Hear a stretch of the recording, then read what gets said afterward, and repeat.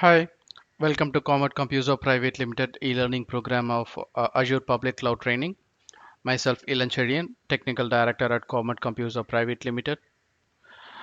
In this video, we'll be discussing how to create a Windows virtual machine. So straight away, we'll get into the demonstration. So in the previous lab, we saw how to create a resource group and how to create a, virtual network and how to create the network security group and how to create the storage account. So now we'll see how to create a virtual machine, that is a Windows virtual machine. So under all services, we can find compute. So under compute, you can find virtual machines.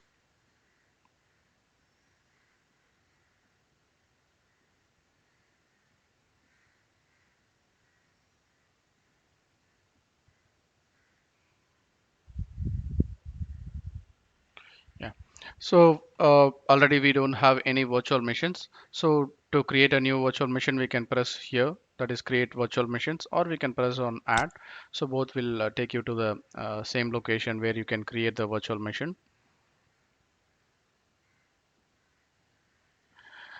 So while creating any resource, first of all, we need to choose the subscription, and then we need to choose the resource group in which you want to add your resources. And you can give a name for your virtual machine. So this name is going to be the virtual machine's inventory name as well as the host name, and choose the region where you want to create the virtual machine. And this availability option, right now we are not going to focus on this we'll discuss later. And image, so first of all you need to choose the operating system image, so which operating system you want to deploy in your virtual machine. So you can see the list of operating systems. So these are all the list of operating system which are regularly used by most of the customers. If your operating system is not in this list, you can browse from all public and private images. So here you can see all the images. So that is the images of Microsoft or non-Microsoft images. Everything will be available here. So this is called as a marketplace. And also you can see my items here. So here you can see the images that you have created. So in the later videos, we will see how to create the custom image. So right now, if you want to search for any virtual machine operating system, something like this, if you under compute category, so you can find the Ubuntu server or Barracuda CloudGen or Citrix ADC. So like this, you can find whatever the operating system you require for your environment. You can pick from the list, or else if you're finding it hard to pick from the list, you can select. You can just search for the name, something like if I want Windows.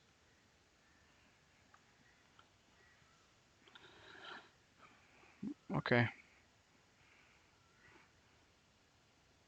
so you can see the Windows 10 is there, Windows 8.1 is there, Windows 7 is there.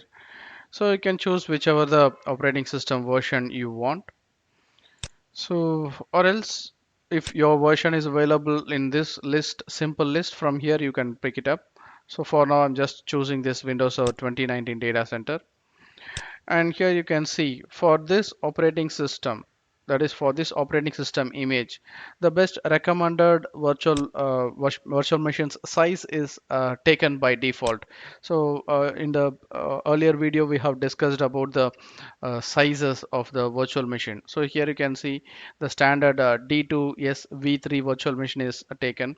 If you want to change this size, you can press on this change size. So here you can see there is a list of virtual machines available. So from this list, you can select whichever the size you want. Since this is a lab environment, so I don't want a larger capacity. So I can go with this B2MS. So you can see this B2MS has two virtual processors and 8 GB of RAM, and we can attach additionally four data disk, and the maximum disk IOPS it supports uh, 1920 disk IOPS, and also we get temporary storage of 16 GB, and this also supports the premium disk. And also the cost of this virtual machine is going to be 4,400 rupees per month in Indian rupees. Okay, so based on your requirement, you can choose whichever the size you want. Even you can see the another size B2S. So these are has two virtual CPU. It has only 4 GB of RAM. So only the memory is less. So you can see the cost here. It has uh, uh, 2000 rupees, 393 rupees per month. Okay, so the cost may vary based on your usage. So this is approximate cost for the month. Okay, so since this is a lab environment, I'm just choosing this B2MS for now, and then press select, and can give a username for the Windows operating system. So the username what you are defining here is going to be the administrator account of the Windows server. I'm just giving the name Comet admin. You can give whatever the name you want. So this is going to be the username, and you cannot use administrator or admin. Apart from these two names, you can use any other names. And password, you can give whatever the password you want. The password should be at least 12 characters, and the password should not be in the that is the dictionary passwords you cannot use. So that your password should also be a complex password. So I'm just giving a password matching this password policy,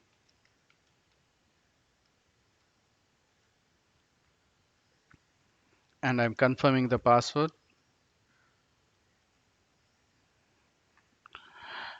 And coming to the public inbound ports. So once this virtual machine got deployed, we need to connect this virtual machine to configure the server. So for connecting this virtual machine, we'll be accessing using a remote desktop connection. So for when you are accessing the virtual machine using a remote desktop connection, so the VNet's firewall should allow the traffic inbound. So for that, by default, you can see the public inbound ports are allowed. It allows RDP. When you go with this option, what will happen is a new security group will be created. A new network security group will be created. In that network security group, this RDP traffic will be allowed inbound. But for now, I don't want to go with this option because I don't want a network security group to get created automatically, because in the previous lab we have created a network security group. So that network security group we can attach for this virtual machine. And also, if you are going with the Azure hybrid benefit, it means you have a live a valid license in your on-premises 2019 license or 2012 license. So if you or 2016 license, so whichever license you have, so you can use the same license when you are migrating your virtual machine to the cloud. So in that case, you can go with this option, that is already I have Windows Server license. If you press on this, so what happens is it will ask you for the confirmation. It means that so you confirm that, and you will be activating the license by yourself manually. Or else if you don't have the license, valid license, already you have purchased license, if you don't have, in that case you can go with no. In this case, the virtual machine will be deployed with the Windows operating system, whichever we have selected here. This version of the operating system will be deployed, and the license also will be configured by default. And now we can go with the next configuration of disk. So as per the configuration, disk configuration, earlier we have created a storage account. So I want to place my virtual machine in the storage account which I have created. It means that I don't want to go with the managed disk. I want to go with an unmanaged disk. So based on your choice, you can go with a managed disk or unmanaged disk. So initially, whatever it might be, managed disk or unmanaged disk, you can choose the storage account, that is OS disk type. You're going with a premium SSD or a standard HDD or standard SSD. Uh, Say example, if I'm choosing premium SSD, and then I can just give next. If I do so, the storage account will be created automatically. It means that a managed disk is going to be provisioned for this virtual machine. A managed storage account is going to be created, where the storage account is going to be managed by Azure itself. So as a administrator or a support professional, I'll not be able to manage those. But for now, for the lab purpose, I want to do the configuration. I want to manage the storage account manually. So since I have already created a storage account, I want to use that storage account for this virtual machine. And while creating the storage account, I have chose standard uh, for the storage account. So that's why I'm just choosing standard HTTP here. And also encryption, by default the encryption will be enabled. If required, you can also manage this encryption. And also by default the virtual machine will have operating system disk by default.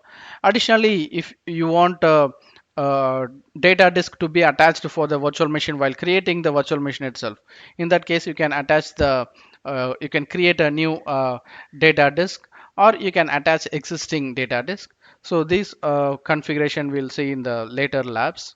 And for now, I don't want to go with a managed disk. I want to go with unmanaged disk. So in that case, I want to use the storage account which I have created manually. So if that is the case, select this advanced.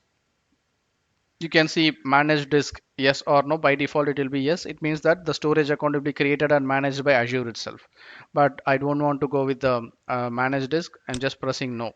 So when I press no, immediately you can see here storage account, it is listing the storage account. So this is a storage account which we have created earlier. If already we haven't created the storage account, we can press here and we can create new storage account from here itself. Okay, and even if I change the OS disk type, instead of standard SSD, I'm choosing standard SSD. You can see here the selected disk type is not selected by unmanaged disk. So unmanaged disk doesn't support standard SSD. So that's why I'm just choosing standard HDD. Fine. So this is the storage account in which I want to create all my virtual hard disk of the virtual machine. And then you can just press next. And now we need to decide in which VNet, in the VNet, in which subnet I want to connect my virtual machine. So that has to be decided. So just we'll wait for the next configuration. Yeah. So now you can select the virtual network. Since we have created only one VNet in the previous lab, so only that is listing. If we have more VNets, it will be listing all. So in the particular VNet, we have created uh, three subnets. So a subnet in 20 CADR block, and we have one more subnet 20.0.1.0, and also we had created subnet 03 in 30 subnet. So you can choose whichever the subnet where you want to create the virtual machine, you can select. So for now I'm selecting this SN01 for my virtual machine. So in this subnet my virtual machine will get connected, and also the virtual machine will get a public IP by default. So we will see later how to create the public IP manually and how to reserve the things. So by default this public IP which is getting created is going to be a dynamic public IP. And coming to the NIC network security group configuration. So by default, NIC network security group is configured in basic, but see the configuration, what I need is already we have created a network security group. So I want to attach that existing network security group for this virtual machine so that we can go with the advanced option. So from where you can select your network security group which you have created earlier. So here you can see lab 01 vnet 01 hyphen nsg 01. So this is the nsg which we have created earlier. I'm just selecting that. So this network security group will be mapped for my virtual machine. And load balancing will all this configuration we'll discuss later. And the management. So under the management, most of the configuration will be a standard configuration. So that is the OS guest diagnostic is off by default. So if required, you can make it on. And also boot diagnostic is on by default. And the diagnostic storage account, it is going to use the storage account which we have created earlier. And also the identity, the system identity managed is going to be set to off, and the auto shutdown, to enable auto shutdown. So I don't want to enable the auto shutdown, and also I don't want to enable the auto backup because all these configuration we'll discuss later. So that's why I just make it everything as a default, and then we can proceed next advanced. So on here the advanced configuration, also all the configuration is going to be the standard configuration. So the virtual machine generation, that is generation 2, supports the feature of UEFI based boot architecture. so which supports the increased memory and OS disk size limits. So based on your application's requirement, you can go with the generation 1 or generation 2. So for now, I'm just leaving it default. And then tags. So if required, you can add any tag for your virtual machine. So this tag is something like your inventory tag. I'll just give the name, tag name is name, and the tag value is VM uh, underscore test. Okay, so these tags you can give based on your requirement, and then press review plus create. So initially the validation process will get completed. Once the validation is done, so we'll be able to create the virtual machine. It will take few minutes. And also here you can see the virtual machine which we have chosen, that is the standard B2S So for this virtual machine, the charges is going to be 6 rupees per hour. So based on the number of hours you are using the virtual machine, so the charges is going to be applicable for you. So once this validation is passed, you can just press create. So it will take a few minutes so that the virtual machine will get created. We'll just wait for it.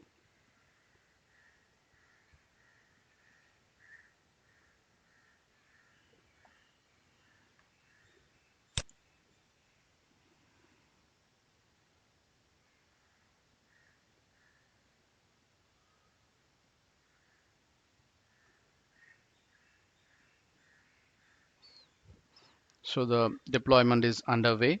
So we need to wait until all the resources is getting deployed.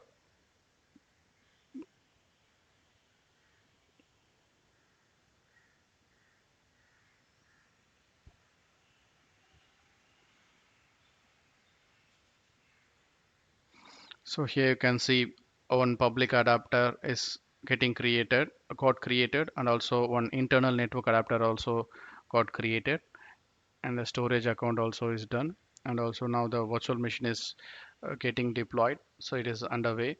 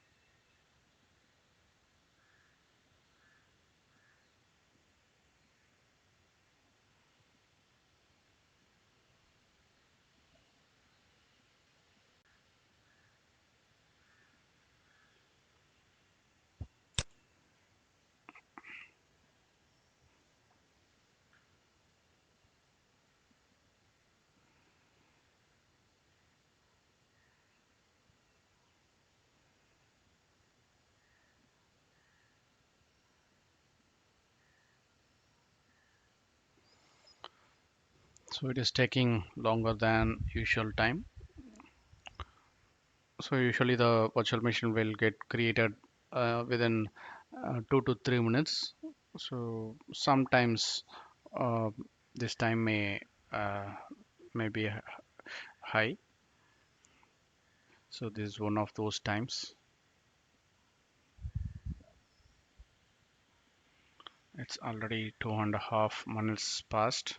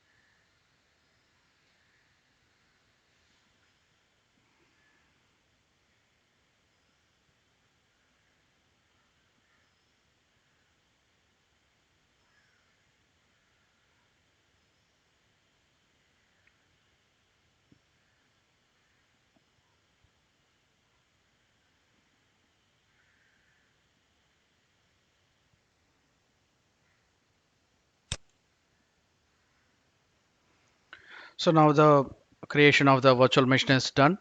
So you can just press on this go to resource, or you can straight away go to the virtual machines. So from here you can find the virtual machine. The virtual machine status is in running status, and the resource group and the location, and from the source and the subscription, everything you can see here. And also you can see the public IP address of the virtual machine and the private IP address of the virtual machine. Since we have selected the virtual machine in the subnet SN01, so which was in 20.0.0./24, so it got a IP address in that range. And also here you can see in which VNet it is connected and in which subnet it is connected. And also you can see the operating system and the size of the virtual machine, and also the name tag whatever we have given here that is listed here. So later if you want to change anything we can do that. And that's all for the video right now. So because this module is only to create the virtual machine. So in the next video we'll discuss more thing about the virtual machine, how to explore the virtual machine and how to connect the virtual machine using RDP. In the next video we'll discuss that. Until then, bye bye.